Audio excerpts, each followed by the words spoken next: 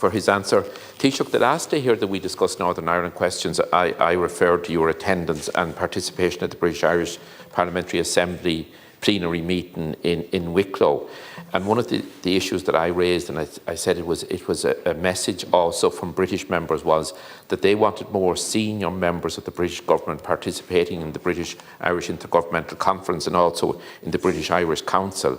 And I think you mentioned in some of your weekend interviews that you look forward to more regular meetings at bilateral level with the British Prime Minister, and similarly with ministers at bilateral level as well, in view of the fact that we don't have the prevalence and the frequency of meetings that existed in the past when Britain were members of the European Union.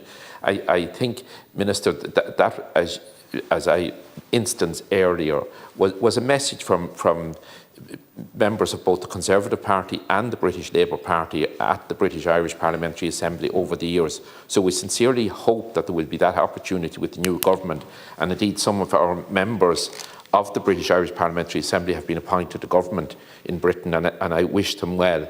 Again, Minister, one of the issues that we have to keep on the agenda is the need to repeal the legacy legislation.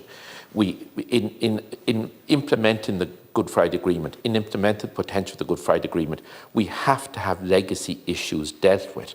And in dealing with legacy issues, the policy must be victim-centred. The legacy bill as enacted by the British Parliament and put into law is actually perpetrator-centred.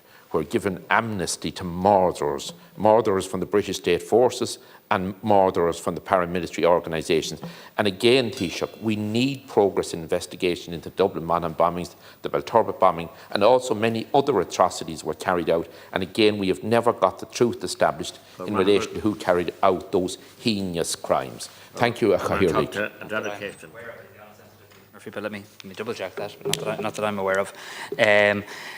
Look, a couple of very important issues here. To Deputy Smith, I want to thank you for the point that you've made here today and have made on a number of occasions about the importance of the opportunity for Ireland and Britain to engage at a senior level. And look, I've already, in my initial conversation with Prime Minister Starmer, had this conversation about the importance of getting the structure for engagement right, for the very reasons that you say. It used to happen almost automatically. That whoever the Irish Taoiseach was would meet whoever the British Prime Minister was by virtue of our membership of the European Union. You'd meet at European councils, you'd meet at other events around that membership of the European Union. That stopped. And now I think we either need to find another mechanism, or indeed, as you suggest, how the mechanisms that are already in place, north, south, east, west, under the Good Friday Agreement can be harnessed.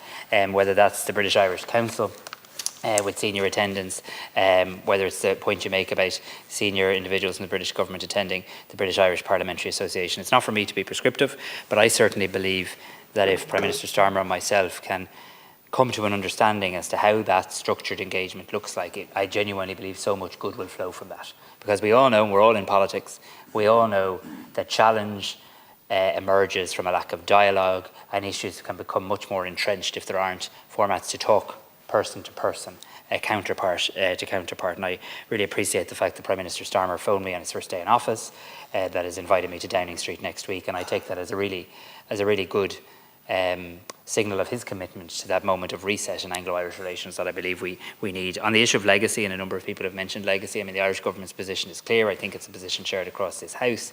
The Legacy Act is not something we obviously support in any manner or means. We found ourselves having to launch an interstate case.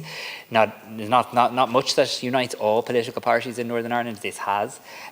So I will want to talk to the British Prime Minister about legacy. I'm sure he'll want to talk to us about that as well. He has made commitments in his party's manifesto that I welcome. So I won't be prescriptive again because I want to have that dialogue, Deputy O'Murca, directly with the Prime Minister. But there are some principles that I suppose the Irish government would have. Firstly, it has to be victim-centred. Secondly, the Northern Ireland Executive and the parties of Northern Ireland need to have a role. It has to be compliant with the Good Friday Agreement and the processes of the Good Friday Agreement. And of course, it has to be human rights compliant as well. In relation to Dublin Monaghan bombing and the issue that both Deputy O'Murca and I think Deputy Boyd Barrett specifically raised, and indeed Deputy Smith. I was honoured on the 17th of May to attend a commemorative event to mark the 50th anniversary of the Dublin Monaghan bombing and to have the opportunity to meet some of the families of victims and survivors. It is important to recall in this House that the investigation into the Dublin Monaghan bombings remains an open case, just one moment if you don't mind, in this jurisdiction. Gardaí have been assisting the authorities in Northern Ireland in their investigations, and legislation was passed to enable cross-border cooperation with Operation Denton. I understand that the Taoiseach has recently received correspondence, but the fact is the Gardaí are continuing to work with the Police Ombudsman as it proceeds with its wide-ranging work. Now, I don't know who I'll engage with my officials on how best to do that. And on migration policy, I think we have to make sure the common travel area is protected from any abuses, and I think that's the mechanism through which to explore.